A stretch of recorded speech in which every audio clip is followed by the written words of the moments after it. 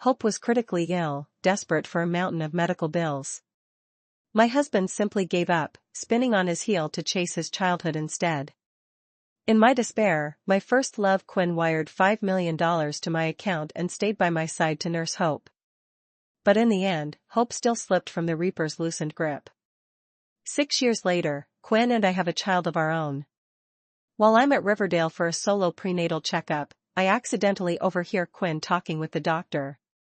"Ellis, you and Cameron now have your own baby. If what happened back then ever surfaces, what then?"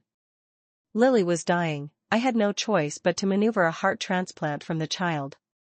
Besides, Tessa is pregnant again, she ought to let go. Only then do I learn that Hope's fatal diagnosis had been staged. Her heart was harvested in secret and sewn into Ellis. 1. The moment the words reach me, tears slide down without a sound. So the life inside me isn't the fruit of his love, it is an apology wrapped in flesh. These 6 years of marriage have been his performance, all for the sake of Ellis, the only one he has ever adored. I cradled a slight swell of my belly, a bitter smile tugging at my lips. 6 years ago I couldn't save Hope, today I refuse to prolong this curse. Inside the hospital office, the doctor sighs, tone tinged with regret. "All right, Ellis, but is it truly worth it? Ellis is married now, you ought to live your own life. Cameron loves you so much, she's a good woman." He hesitates, then answers with iron certainty, "Of course it's worth it. Titles mean nothing to me, I only want to guard Lily. She may love whomever she chooses as long as she's healthy and happy. As for Tessa, yes, she's wonderful, a good wife, and she'll be a good mother. But I don't love her. Love can't be forced." Hearing that, the doctor shakes his head and asks no more.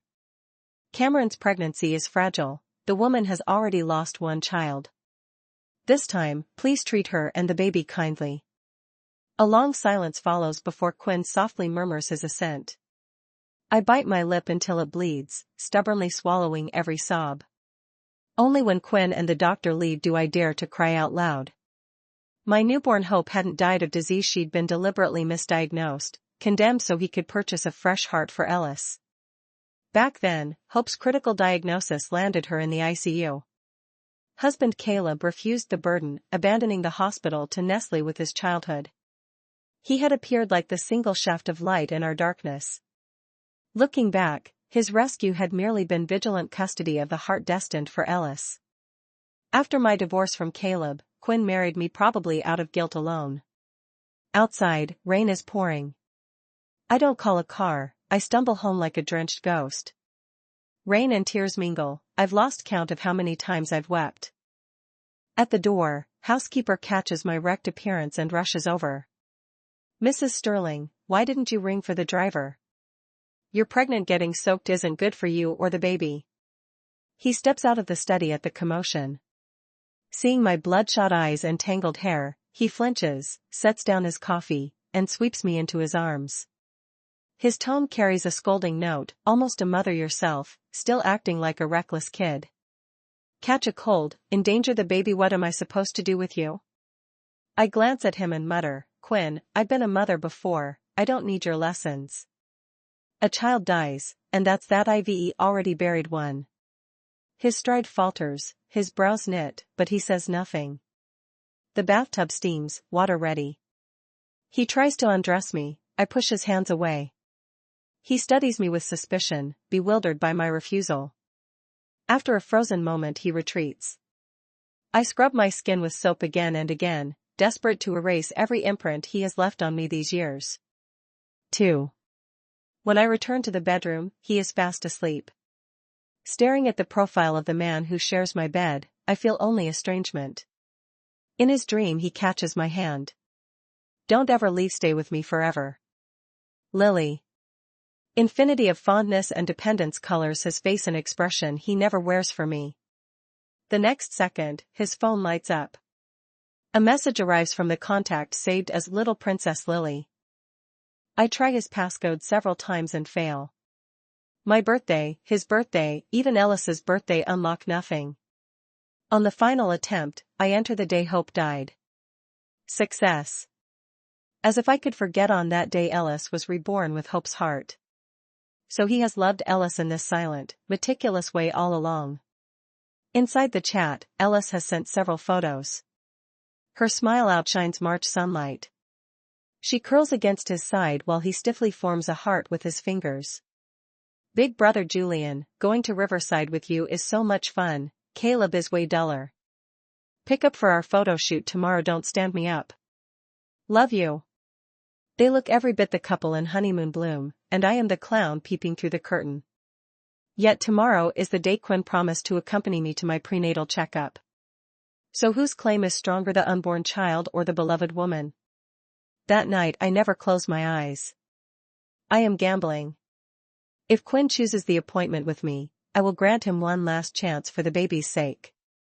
Early the next morning he is dressed and ready to leave, face radiant. Just as he reaches the door I tug his sleeve. Quinn, where are you going? You said you'd take me to my prenatal visit. His smile dims. After a long pause he pats my hand. Tessa, I'm sorry, there's a critical meeting today. I can't make it. You're so understanding, you'll forgive your husband's hard work, won't you?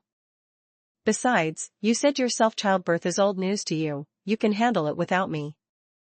When I keep my head lowered, he presses a kiss to my forehead and walks out. Be good, honey. Listen to me and stay put, I'll bring you a present when I get back. With that, he walked away without so much as a backward glance. Watching him disappear, I finally let the last ember of hope inside me die. I pulled up the next available flights to Kingstown and called Best. The plane leaves the day after tomorrow. Once I land, every last shard of this life will be left behind. 3. I swept on the lightest touch of makeup so I wouldn't look like a corpse walking. Then I went to the best firm in the city and asked about divorce papers and about the way Hope had been misdiagnosed to death. The lawyer drafted the petition in minutes. But to make Quinn and Ellis answer for it, I would need far more proof. That night I cooked his favorite candlelit dinner myself and opened 2 bottles from the cellar he prized.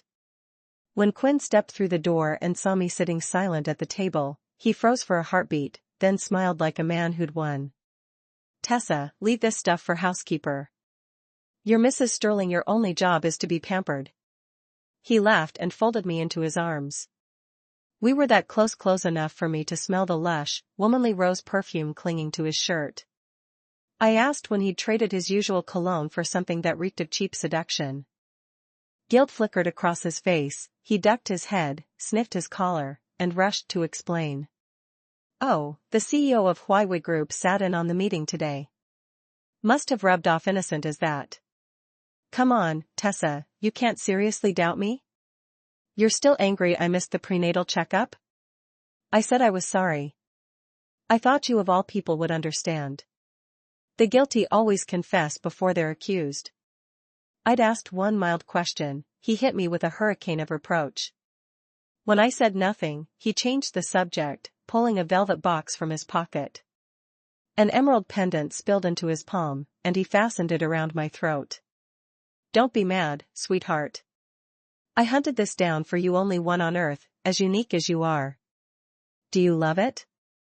The emerald drank the candlelight and threw back a wicked green glow, beautiful, hypnotic. I rubbed the smooth, icy stone between my fingers. 6 years of marriage, every Cold War ended with a box from a jeweler. Yet no amount of gold or gems could undo his affairs, could rewind time and breathe life back into Hope. When I finally let a small smile show, he began to eat, praising every bite. He still only managed a few men who've already feasted elsewhere have no hunger for home. Between courses I poured him glass after glass, soon he sprawled across the bed unconscious. While he slept it off, I slipped into his study and hunted for anything that proved how they'd plotted to murder my child. All I found was a 6-year-old organ donor waiver. Inside, he had signed as my spouse, consenting in my name. So that was the rush to the altar he'd wanted Lily healed, and my wedding ring had been the quickest scalpel. I photographed every page, put the file back exactly, attached it to a timed email along with the divorce petition, and set the countdown. The instant my flight lifts off, every document will land in his inbox. 4. Morning came, Quinn woke me, toothbrush already loaded with paste the way he used to do, humming off-key as he tried to scramble eggs. While I brushed, he slid his arms around my waist from behind. I was awful, bailing on your prenatal checkup. I'm going with you today, okay? Before I could answer, he ruffled my hair, the boyish grin I once adored flashing across his face. Watching him bustle around the kitchen, chest tight, I felt something sour rise. Quinn, always angels and devils in the same skin. 6 years, and only now do I see I never really saw you at all. Never mind. I don't love you anymore, I don't need to decipher you ever again. When we reached the hospital, Ellis was already there, dermatology appointment for a rash. The moment the A-list actress appeared, fans swarmed the corridor. From halfway down the hall I heard them. Poor Lily, just recovered from that awful illness and already back in hospital. Relax, this place is the best in the state. Besides, Quinn owns it, and he's her sugar daddy sponsor. He'll make sure she's bulletproof. OMG, movie queen plus billionaire, so romantic I could die. Then Ellis spotted Quinn. She shrieked his name so the whole floor could hear. Head swiveled toward us. She sprinted over and wound her arm through his like they were on a red carpet. Julian, it's your fault for dragging me to Alaskan Crab last night. Look, I'm breaking out. So you're here to baby me? Fine, I'll forgive you this time. He glanced at me, then at her, and finally nodded at Ellis with that showroom smile. Gasps and squeals erupted, fans high on gossip catnip. I knew, he was about to abandon me again. I locked my eyes on his face and spoke each word like a nail. Quinn, didn't you swear you'd stay for my checkup? Bystanders gulped fresh scandal like oxygen. A ripple of conscience crossed his gaze, he took half a step toward me before Ellis yanked him back. The Quinness vanished from her eyes, now they were blades. Julian, that's just your housekeeper, right? Dropping her off is charity enough. No need to hold her hand through an appointment. If rumors start that the baby's yours, it'll drag you and the whole company through the mud. The crowd exhaled understanding, their stares curdled into contempt. His mouth opened, closed, no sound, no defense. Then he let Ellis lead him away. I stood alone, the echo of their footsteps ringing like laughter. 5. Within minutes a fan-shot clip hit the internet and rocketed to the top of the trending tabloid headlines. Netizens carved me up in the comments. Ellis is such a prince, rich, kind, even pampers his housekeeper. Told you Julian would never touch that plain Jane. Did you see the fossil trying to copy Lily by wearing that emerald pendant? Cringe. That necklace is our brand's one-off. Ellis ordered me to deliver it to her himself. So romantic, Lily's one lucky girl. I killed the feed, lay back on the surgical table, and stared at the ceiling until it blurred. Dr. Hayes asked one last time, Cameron, you're certain you want to terminate? I shut my eyes and nodded, steady as fate. They pumped me full of anesthesia, yet every cell still held bone-deep, heart-shredding pain. The tears I'd caged for hours finally tore loose. When the operation ended, I instructed Dr. Hayes to preserve the tiny, lifeless fetus and, once I was gone, deliver it to him.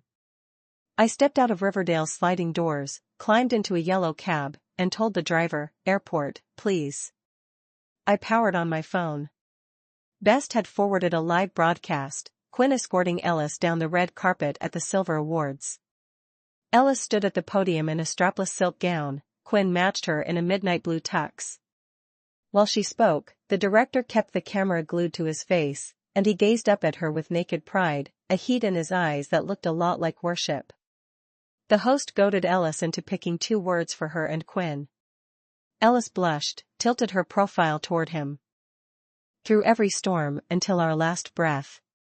A laugh cracked out of me. Those were the exact 8 words he had whispered when we exchanged vows. I killed the feed, I was done with both of them. The cabin bell chimed, flight ready for takeoff. 60 seconds before airplane mode, his texts barraged the screen. Don't mind Lily, she's just a kid throwing tantrums, she didn't mean it. Still at Riverdale? Let me swing by after this meeting and drive you home. Tessa, don't bottle things up, it's bad for you, bad for our baby. When I didn't answer, he rang again. I let it all go to voicemail and shut the phone down. Even now, he was still conning me. He wasn't stuck in any boardroom, he was at the awards, waiting for Ellis to finish her victory lap. Only in the lull backstage did he remember the wife sporting his ring and his unborn child. But every call, every text, hit a dead end. Until his chief of staff flashed the message across his watch. Ellis, Mrs. Sterling is gone. She couriered over a divorce petition, and the organ donor waiver from 6 years ago. 6. The news rocked Quinn back on his heels, he almost folded to the carpet. Impossible in all their blow-ups, she'd never once walked. The aide sprinted the documents over.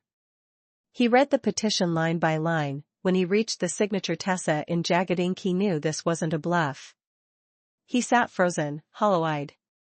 The aide had never seen him unstrung. At last he muttered, "Why is she leaving? I gave her a mansion, an empire's credit line, even another baby. What more did the woman want?"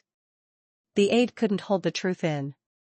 "You gave her bricks and cash, Ellis, but you gave your heart to Ellis. Those diamonds? All rejects Ellis passed over. And the first child she carried, she lost it so this Ellis could live." Memory slammed into him. He snatched the waiver, flipped to the final page, and found his own signature. 6 years ago, to plant a compatible heart inside Ellis, he'd faked a fatal prenatal diagnosis. He'd married Tessa right after, betting devotion could plaster over the crater he'd blown in her life. The show ended, Ellis swept backstage. When Quinn told her Tessa had left, a smug smile flickered across her lips, gone almost before it formed. She settled onto his lap, arms lassoing his neck. All those years, Mrs. Sterling, and she actually thinks she matters? Running away like some teenager, how dramatic. Still, she only wants your attention, Julian. She's jealous you adore me. Forget her. Tonight, guess which lingerie set I packed, help me choose. She leaned in, mouth glossy and inviting. Reason felt flimsy, he kissed her back. Ellis's assistant, well-trained, slipped a keycard into his palm, suite already upstairs. She had spiked his champagne. Before dawn they'd shredded the last boundary. Sometime after midnight, head spinning, Quinn reached for silky hair and found a stranger's crop. Reality clubbed him, the body curled against him belonged to Ellis. Shame oozed in, the whole time he'd pictured me beneath him. 7. Ellis slept, blissful. He rose, barefoot to the balcony, cigarette trembling between his fingers. He scrolled our chat history from first hellos to yesterday's unanswered pleas, and a slideshow of memories flooded in. His days ran long, he'd drag home past midnight. I'd leave the chandelier blazing, a covered plate waiting, chin propped in my palms until sleep folded me over the table. More than once he'd found me there, cheek pressed to linen. He stared at the dark apartment, now no warm glow, no slumped silhouette, and the emptiness punched back. For the first time he admitted it, he'd grown addicted to me, my scent in the rooms, my shape within arm's reach. His lifeline was slipping away, and the cable had snapped at his own hands. He typed a 1,000-word apology, then watched the red exclamation mark announce he'd been blocked. The moment my plane touched down in Kingstown, I deleted Quinn number, socials, photos, and swapped the SIM. Best had a guest room ready. I dove into job sites and resumes, determined to resurrect a life. The blockade cracked his composure. 6 years, and I'd severed every tether first. His fingers shook as he stubbed the cigarette, speed dialing the chief of staff. Do you think she finally figured out what happened back then? Silence on the line. He lit another, wind lashed his bangs across his eyes. Staring at the divorce papers, he exhaled smoke and ordered, pull every frame from Riverdale's security. Comb every database, airlines, hotels, banks, find her. A pause. Then the afterthought, muttered half to himself, it's not that I need her, I just won't let her leave me first. If anyone files, it'll be me. He ended the call, shoulders sagging in temporary relief. He stared at the glowing red ember of his cigarette, lost in a daze. Only he knew whether he was putting on a brave face or if love had simply become habit. The next morning Ellis woke early. She sat on the edge of the bed, legs swinging, beaming at the divorce petition. The moment Quinn stirred, Ellis fluttered her star-bright eyes and planted a kiss on his thin lips. Wonderful that old woman Tessa is finally gone. Julian, you're happy too, right? Nothing stands between us now. When Quinn stayed silent, Ellis's smile drooped. She pouted, voice small and sulky. Quinn, you're not actually worried about Tessa, are you? It's just another trick to make you crawl back, don't fall for it. Hearing Ellis slander me, Quinn didn't echo her the way he used to, instead he defended me at once. Lily, you can't think of Tessa like that, she's not the type. I lived with her for 6 years, I know exactly who she is. Ellis's face went white when Quinn contradicted her. Tears trembled in her throat. Quinn, you've changed. Men really stop valuing what they've already got. Faced with her tears and petulance, Quinn surrendered, coaxing her with gentle words. After breakfast, Ellis dragged Quinn to hair and makeup. Julian, I need you on that stage with me today. He stroked her head and obliged, though his gaze never left his phone, terrified of missing a message from his chief of staff. The press conference began. Seconds before walking on, Quinn received a text from his chief of staff. Ellis, my people confirmed it. Mrs. Sterling has learned the truth about 6 years ago. 2 days ago she went to the hospital morgue looking for the child's body, and she's consulted Whitman about wrongful death and the divorce. Also, she checked in and terminated the pregnancy. The last line made his fingers jerk, the phone almost slipped. A second later a surveillance clip arrived. In the video I stepped out of OBGYN, deathly pale, clutching my stomach, swaying with every breath. His eyes stung as he watched, his hand rising to touch the screen, catching only empty air. Then Ellis appeared at his side, tugging his sleeve. Julian, stop zoning out, it's showtime. Mind reeling, Quinn let her pull him on stage. The host soon circled to gossip about him and Ellis. Ellis answered every question with sugar-sweet shyness. When the host turned to him, chasing clicks, he brought up the recent trending tabloid headline. The coincidental hospital run-in among me, Quinn, and Ellis.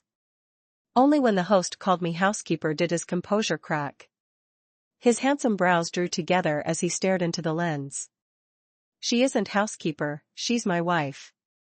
Gasps rippled through the room, cameras flashed like lightning. Ellis went livid.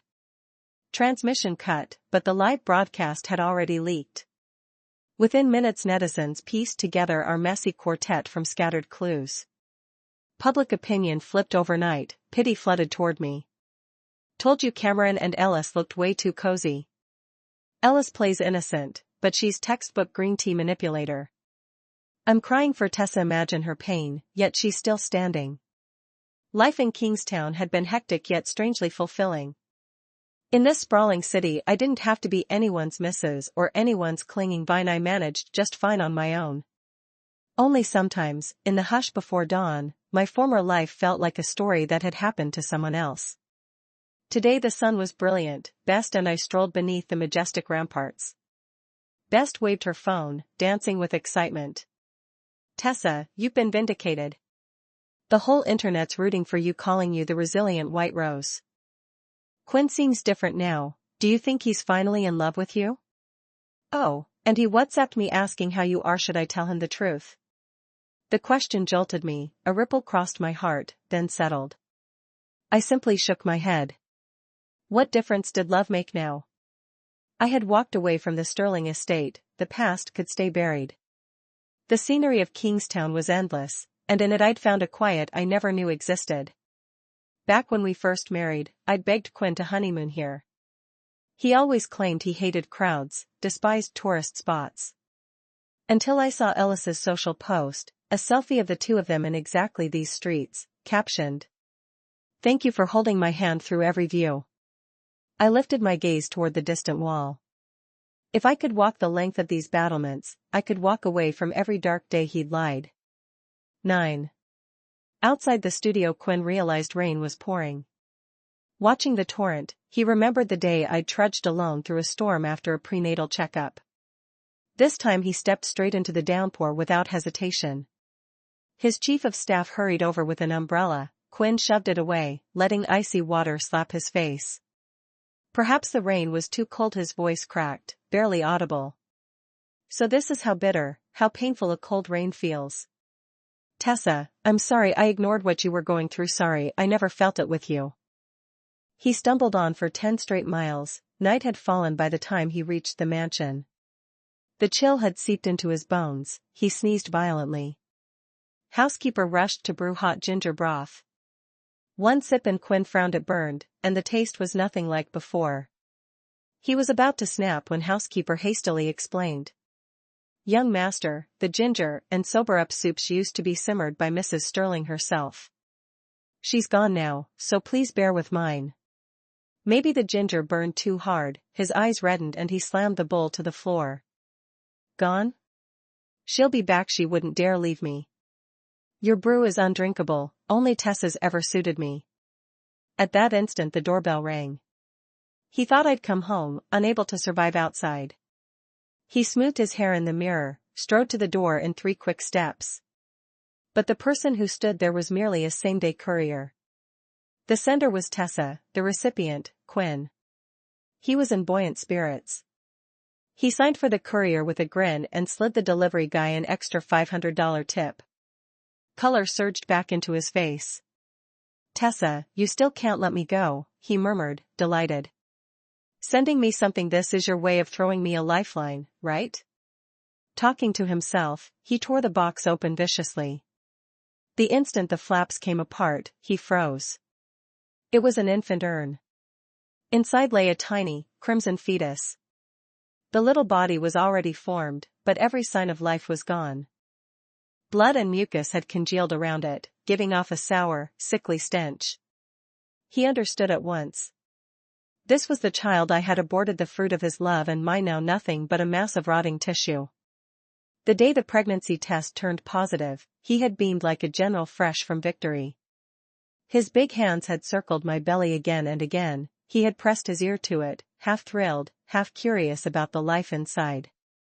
Finally he had drawn me gently into his arms. Tessa, you're carrying our baby this time. Don't worry, I'll take care of both of you. Tessa, what should we name him? Do you think he'll look more like you or more like me? Question after question. I had no answers, only a soft laugh as I kissed his warm lips. If only time could have stopped right there. Without love there would be no hate. Without those moments of bliss, the agony could never have struck so hard. Now Quinn cradled that clump of scarlet tissue as if it were made of glass. All pride abandoned, he sank to his knees and sobbed aloud. Tessa, you're ruthless, saying you don't want us, father and child, and meaning it. Tessa, come back. I can't live without you. Tessa, I was wrong. I finally see I love you. Always you. He knew he had been dead wrong from the very start, yet he told himself he still had time to make amends. That night his hair turned white. He resolved to drop everything and head for Kingstown to find me. Before leaving, he stopped at Ellis's house to leave a letter, an apology and a farewell. He knew the gate code and let himself in. The moment he stepped inside he heard Ellis complaining to Best. It was the first scandal of her acting career, and it had come from him, the man who once adored her. I was never sick 6 years ago, she scoffed. I faked the whole thing.